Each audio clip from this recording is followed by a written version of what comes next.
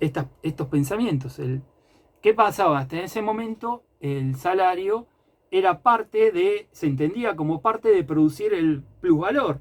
Es decir, no hay plusvalor que valga si nadie compra las cosas que se producen, ¿se entiende? Es decir, el trabajador tiene que tener plata para consumir lo que produjo en la jornada. O sea, se pensaba de esa manera. Bueno, no es la idea de la gente actualmente, y así estamos en decadencia, desde que tomaron esta tesitura la burguesía en Argentina, ¿no? La jornada laboral ocurre así: si ustedes vendieron su fuerza de trabajo 8 horas, en un en un primer periodo del tiempo ustedes van a trabajar para pagarse su salario.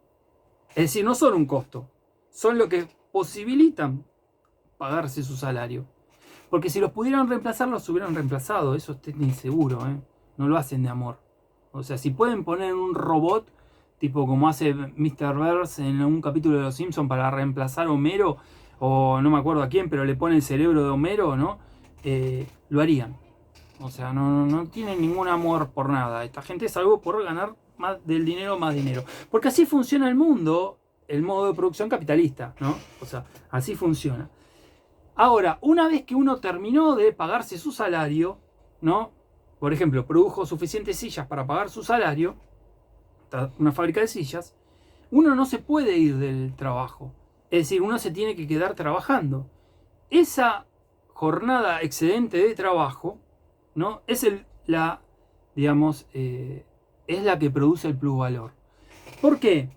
Porque se asume que la fuerza de trabajo se pagó por su valor, es decir, que no hubo estafa, que en el modo de producción está lleno de estafas. Te roban la jubilación, te roban las cargas sociales, todo eso, o sea, eso está lleno. Pero acá estamos asumiendo que la fuerza de trabajo fue pagada por su valor. Entonces, en la jornada laboral, un tiempo los trabajadores trabajan para pagarse su salario. Acá hablábamos en el intervalo, ¿no?, de un ejemplo de una cajera, ¿no? Entonces, una cajera un tiempo va a estar trabajando, pasando y cobrando, pasando las mercancías y cobrando, y en ese tiempo va a producir una ganancia que le permite ya a la empresa pagar el salario de esta persona.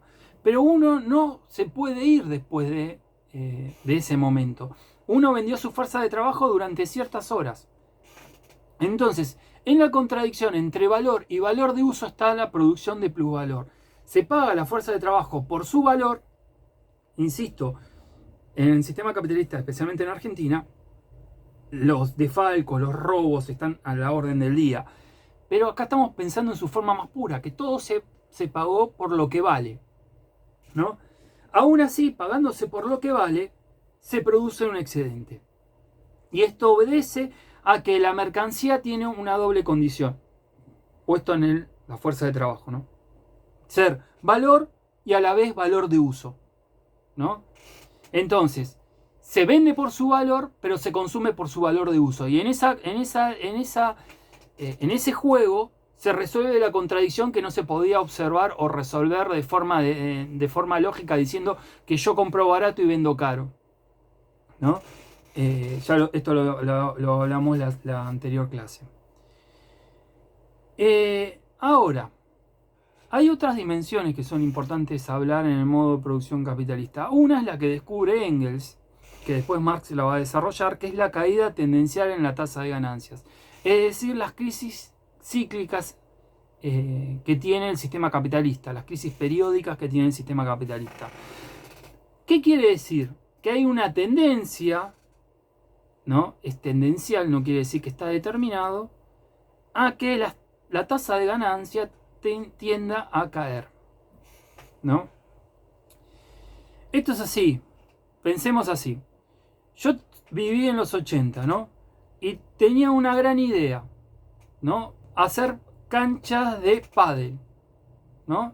Las canchas de pádel nadie las conocía, se había puesto de moda, es más fácil que jugar al tenis, no implica correr menos, o sea, digamos, está bueno, o sea, digamos, es como comparar un auto de carrera con el karting, pero bueno, digamos, está bueno. Entonces yo empiezo a ganar un montón de plata. Pero muchos empiezan a hacer lo mismo que yo y de pronto hay una sobreoferta de canchas de pádel y además la gente se le fue la moda de ir a las canchas de pádel. ¿Qué pasa con mi ganancia? Se cae, ¿no? Hasta que quiebre, ¿no? Ahora, esto es algo que no es dinámico en el sentido de la industria. La industria a la vez es mucho más dinámica. Cuando los medios de producción son actualizados, se vuelven más productivos, ¿no? Se fija un nuevo tiempo socialmente necesario para producir un bien. Por ejemplo, cuando Ford, implementó la cadena de montaje y a eso le sumó los implementos del taylorismo en la producción de autos, en Estados Unidos se pasó, ahora no recuerdo exactamente el número, pero calculen más o menos, había 100 fábricas de autos a 10. ¿Por qué? Porque esas 10 eran las únicas que pudieron, ponerse más o menos a la altura del reto que proponía Ford. Pero al hacer eso Ford, lo que hace fue bajar el precio, mejor dicho, bajar el valor de los autos. Al bajar el valor de los autos, ya, el plusvalor no se puede producir por hacer autos de lujo. Hay que producirlo por hacer autos de masa, como el Ford T, ¿no? Y esos autos se tienen que vender por, valores bajos.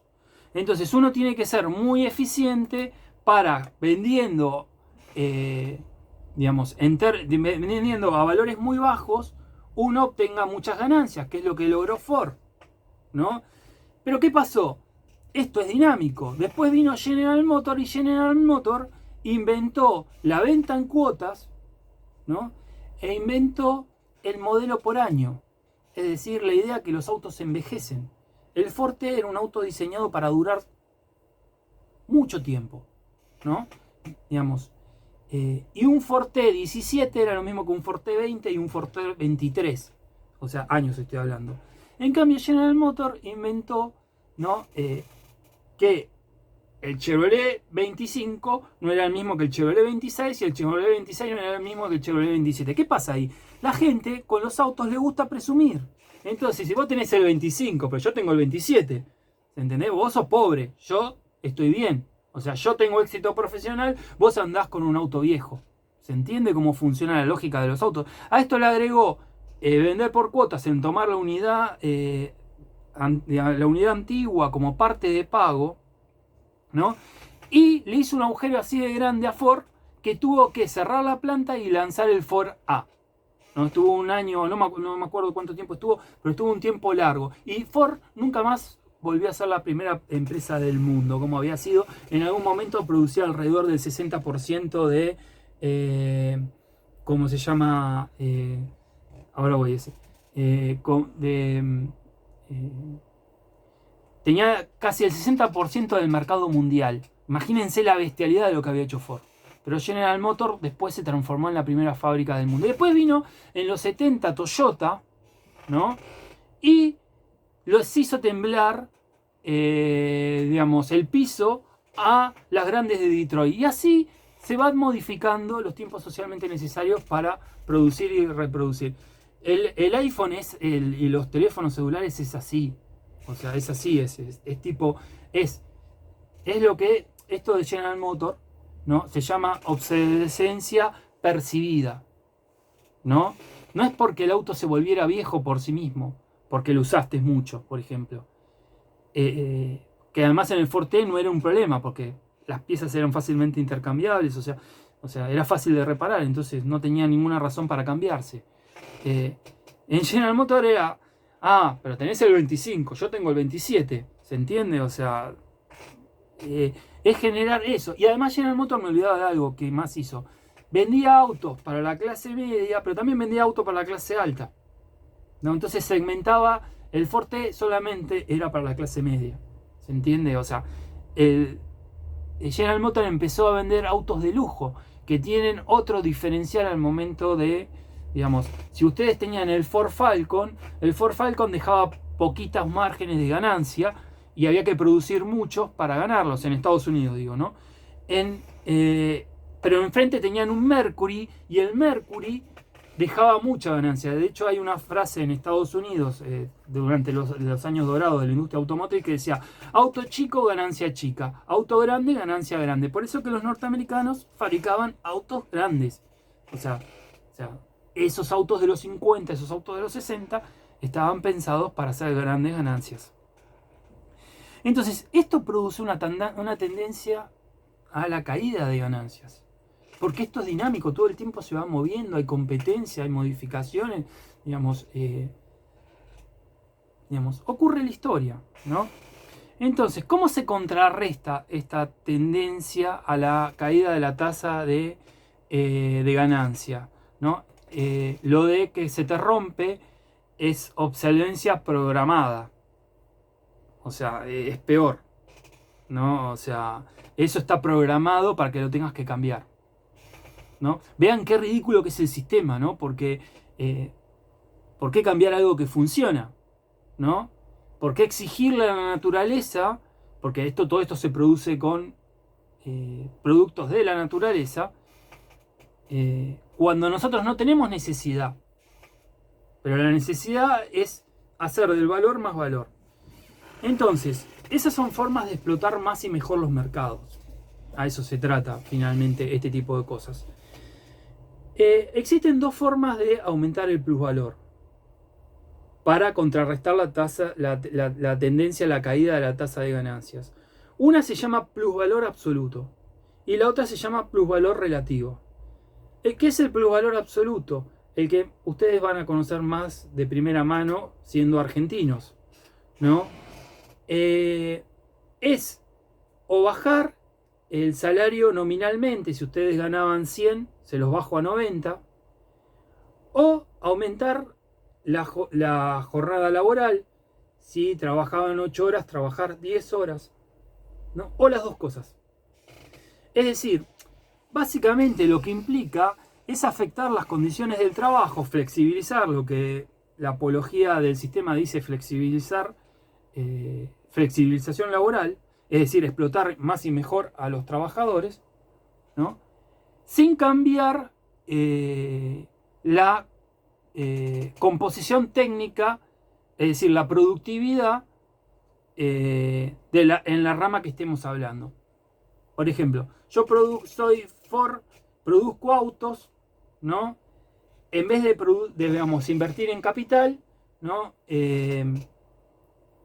Estoy en la dictadura, llamo a quienes tengo que llamar, ¿no? Y les digo: miren, acá está el sindicalista que nos pide salarios y está este activista político. Entonces, ¿qué pasa? Vienen los grupos de tareas, los chupan dentro de la fábrica a estas personas a las cuales Ford le entregó los carnet, ¿no? O sea, le entregó la foto, es y les dio las F100 para que se los chupen. Los torturan, e incluso participó el personal de seguridad de Ford de la tortura, ¿no? O sea, vean la complicidad que hay entre los empresarios y los militares en lo que ocurrió, ¿no? Y con lo cual tengo la fábrica militarizada y ninguno se le va a ocurrir venirme a pedir un aumento de salario en un contexto inflacionario. Entonces, en un contexto inflacionario no hay aumento de salario. ¿Qué ocurre con el salario? Decrece. Porque Ford siguió aumentando el precio de los autos, ¿no? Exactamente, Nadia. El quincho de Ford fue un centro clandestino. Pero no era clandestino, porque en el sentido que todos los trabajadores sabían que ahí estaban torturando a sus compañeros y era una forma de disuadir cualquier reclamo sindical. De hecho, se echaron durante la dictadura militar alrededor de 6.000 trabajadores en la fábrica de Ford. Después sí hizo una inversión, hizo la fábrica de camiones, que Martínez de Oz dijo que era el modelo a seguir para la Argentina, ¿no? Hoy es la fábrica de Volkswagen esa fábrica. Y sí hizo inversiones, pero claramente acá estamos hablando de plusvalor absoluto, que implica no cambiar la composición orgánica del capital. ¿Qué es la composición orgánica? Ahora lo voy a explicar. Esperen un minuto. Vamos al plusvalor relativo. El plusvalor relativo es cómo funciona la producción de plusvalor en el primer mundo, básicamente, y no en el tercer mundo o acá, ¿no? Donde estamos colgados de un pincel, ¿no? Porque el plusvalor absoluto, ¿qué implica? que lo que gana uno lo pierde el otro. ¿Se entiende? O sea, implica eso, ¿no?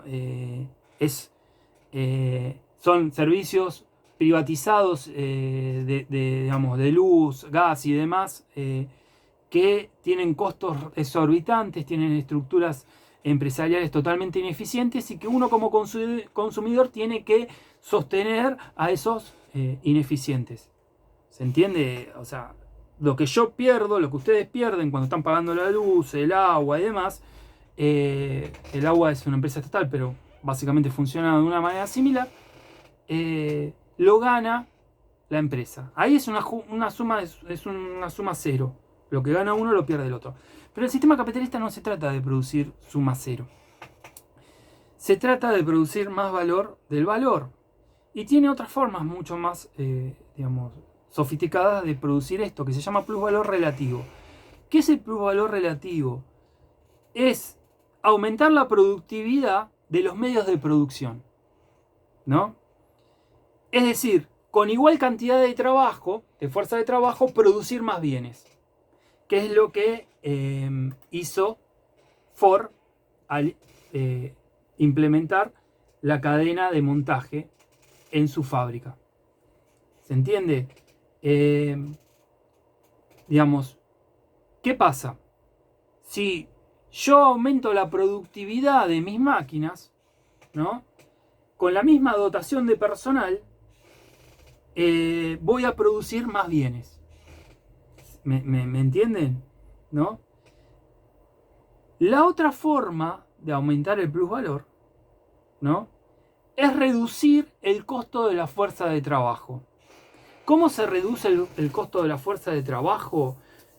No se reduce encerrando en el quincho de Ford a los trabajadores y torturándolos y, digamos, haciendo eso. Se lo reduce a la manera estadounidense. Ustedes se van a comprar un jean en Estados Unidos, uno de marca. ¿Les parece, si ustedes deben haber tenido experiencia de haber viajado, les parece que es algo caro un jean allá? En relación a lo que les sale acá en Argentina, que tienen que dejar un riñón para comprarse algo bueno. Las mujeres sufren un montón estas cosas, ¿no? O sea, que son como las más expoliadas en la industria de la vestimenta, ¿no? Lo mismo con las zapatillas. O sea, Estados Unidos inventó, ¿no? El consumo de masas. Y el consumo de masas, claro, el maquillaje, cualquier elemento que se les ocurra, un auto, una computadora, un celular, por donde miren, uno, si piensa en lo que paga acá y lo que paga el resto del mundo, y en lo que tiene que trabajar acá y lo que tiene que trabajar alguien en otra parte del mundo para conseguir eso, si piensa en esas dos dimensiones, ¿no? Se quiere pegar un tiro, ¿no? Así de sencillo, ¿no? Lo que sea es más caro. Y lo que producimos acá termina siendo pagado a precio internacional porque es un commodity, porque esto, porque el otro. Sabemos cómo es esto. Siempre perdemos, ¿no? Pero bueno, Estados Unidos desarrolló su industria no para que consumieran los reyes, como hacía Francia, o la aristocracia. La desarrolló para que consumiera el farmer. Es decir, la familia Ingalls, los que estaban en el oeste matando indios, ¿no? Y ese tipo de vida implicaba que tuviera valores de uso que fueran eficientes para la vida en el oeste, ¿no?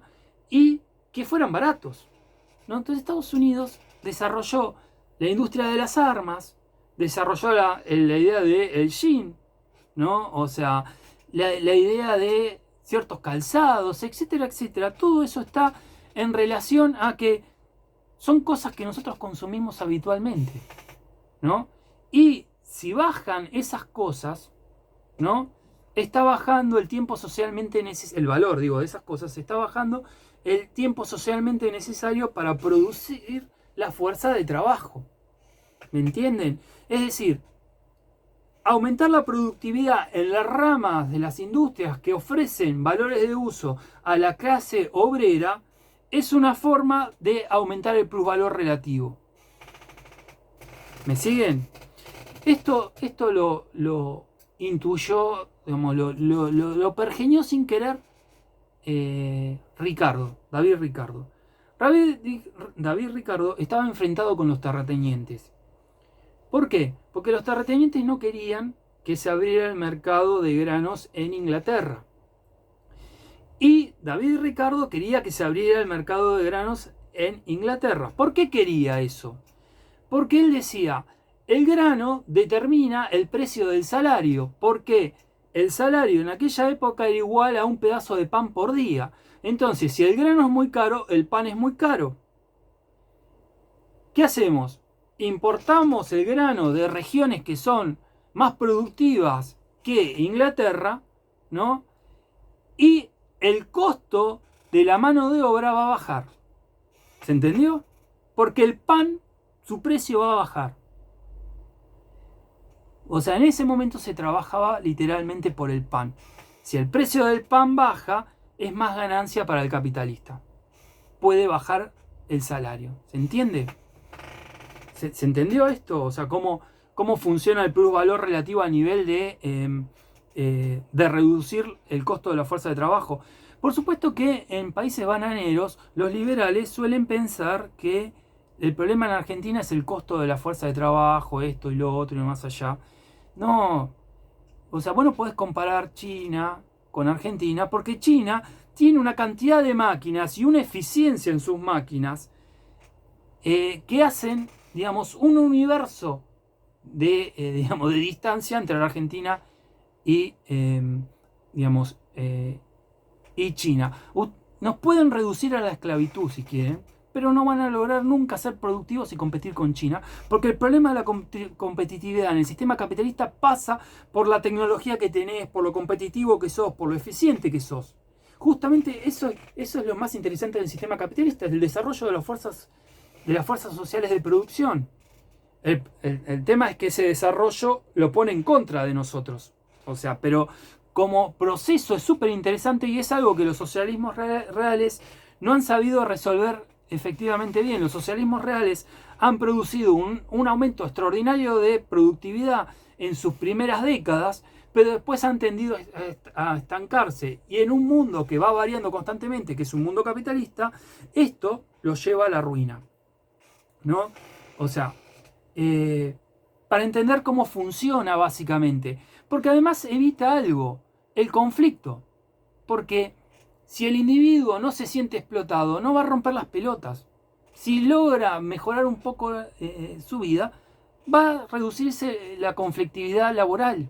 ¿Se entiende? El plus valor relativo además tiene otra cosa. Si yo te pongo una máquina, ¿no? Como empresario, y te digo, te tengo que echar porque tengo que poner una máquina. No es que yo sea mal tipo, es así como funciona el mundo. Y probablemente el trabajador diga, sí, la verdad, y es lo que tiene que hacer, o sea, ¿se entiende?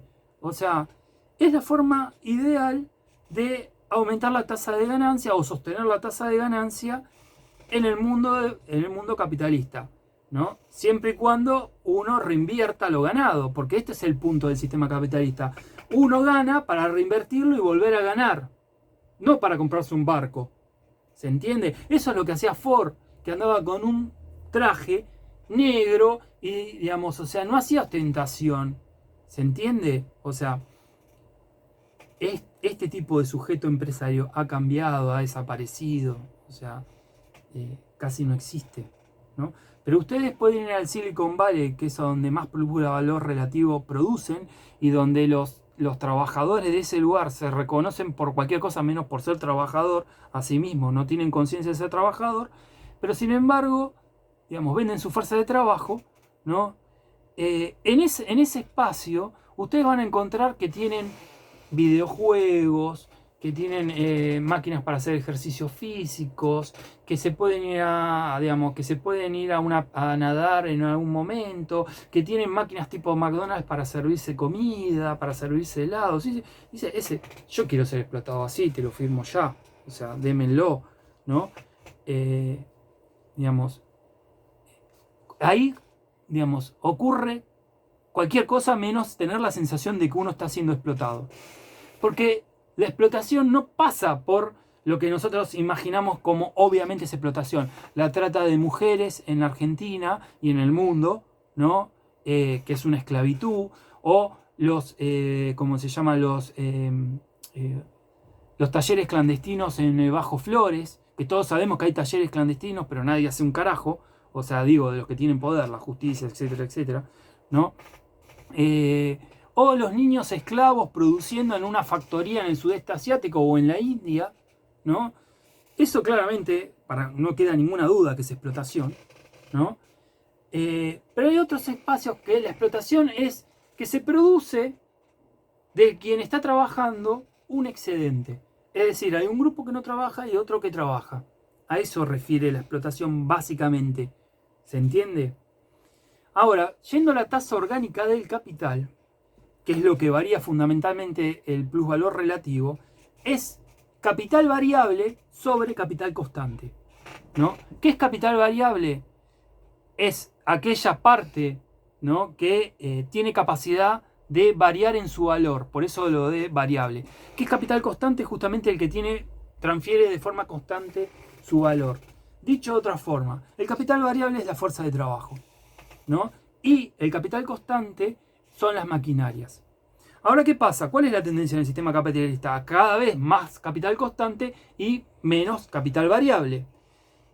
Y ustedes me dicen, efectivamente, en esas empresas es donde más ganancia hay. Y yo les digo, sí, es así, es totalmente así. Y no hay ninguna contradicción con la teoría del valor. ¿Por qué? Porque en principio los trabajadores que quedan son los más productivos, los que más plusvalor producen. Pero además, ustedes tienen que pensar que la liberación de plusvalía es como mínimo por ramas, como mínimo, cuando no decir de una clase a la otra.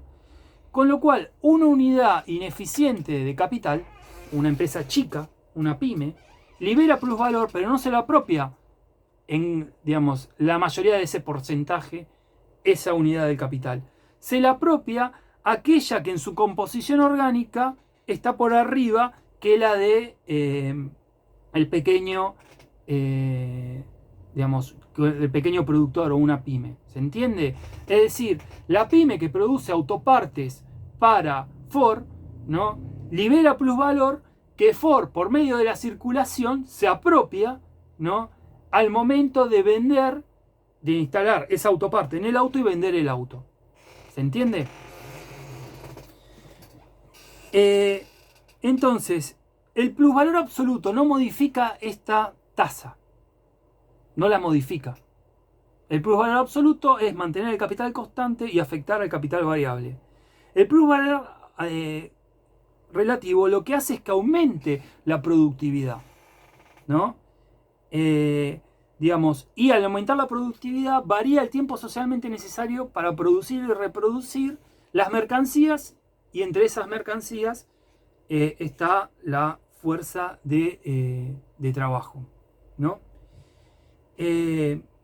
Digamos, el que es más competitivo va a ser el que más se apropie de plusvalía, ¿no? ¿Se entendió esto? O sea, digamos, se comprendió como más o menos de forma inicial ustedes pueden acercarse a la teoría del valor. O sea, ahora vamos a ver otra cuestión más, ¿no? Esta cuestión hace a el dinero, ¿no?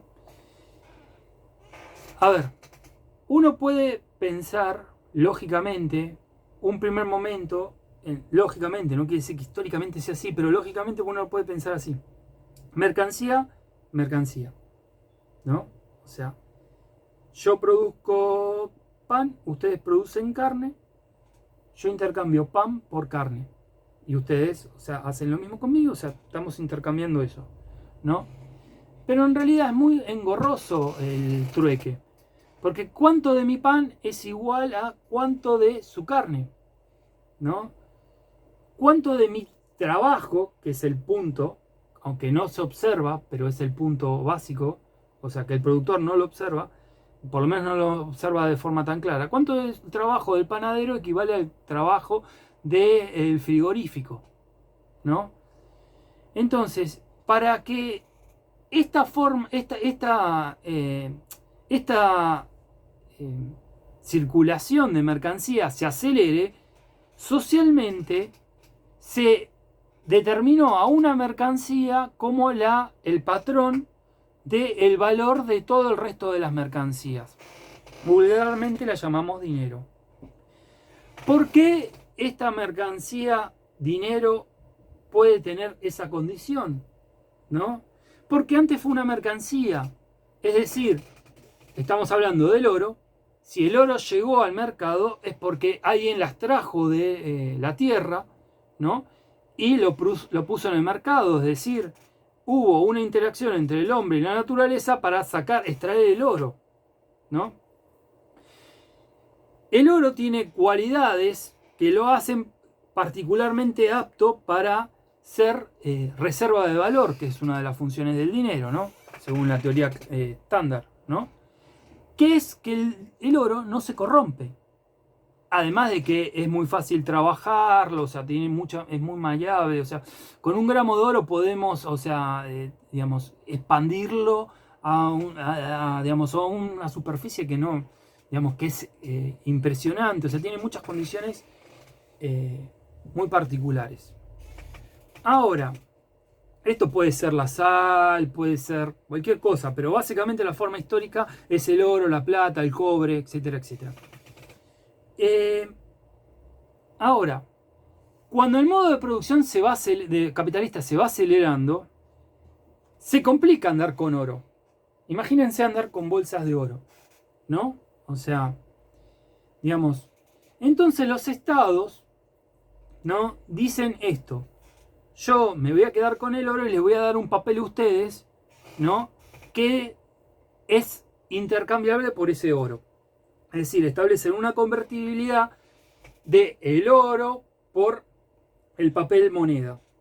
Pero a nivel internacional, cuando Inglaterra le compraba vacas a la Argentina, ¿no? O carne, o trigo, ¿no? Inglaterra le mandaba oro y Argentina mandaba trigo y vacas.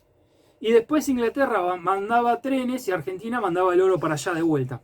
¿Entiendes? O sea, como más o menos funcionaba. O sea, más o menos en eso. Porque a nivel internacional, digamos, el dinero seguía siendo el oro.